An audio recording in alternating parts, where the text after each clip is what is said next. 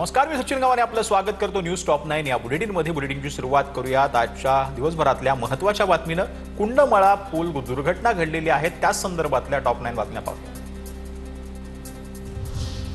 पुण्याच्या कुंडमळा जवळील इंद्रायणी नदीवरील पूल कोसळला। जीर्ण पूल कोसळून चौघांचा मृत्यू, एका लहान मुलाचा समावेश। पूल 30 वर्ष जुना असल्याची माहिती।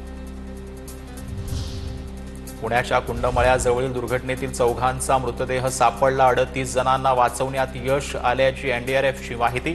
जखमींवर पवना रुग्णालयात उपचार सुरू।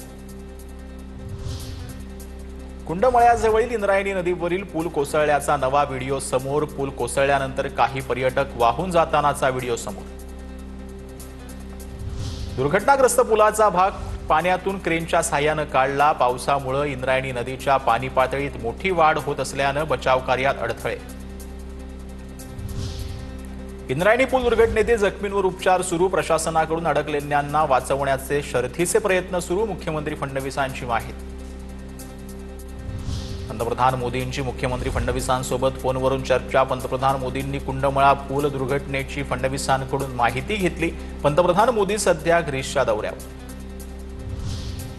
इंद्रायणी नदीवरील पूल दुर्घटनेतील मृतांच्या नातेवाईकांना 5 लाखांची शासकीय मदत जाहीर। एक पर्यटकाला सुखरूप बाहेर काढलं, पुणे जिल्हाधिकाऱ्यांची माहिती। जिथे पाण्याचा प्रवाह जास्त अशा पर्यटन स्थळावर न जाण्याचं आधीच आवाहन केलं होतं। या प्रकरणात प्रशासकीय हलगर्जीपणा झालाय का याबाबत समिती नेमून चौकशी होणार। पूल दुर्घटनेवरती पुणे जिल्हाधिकाऱ्यांची माहिती।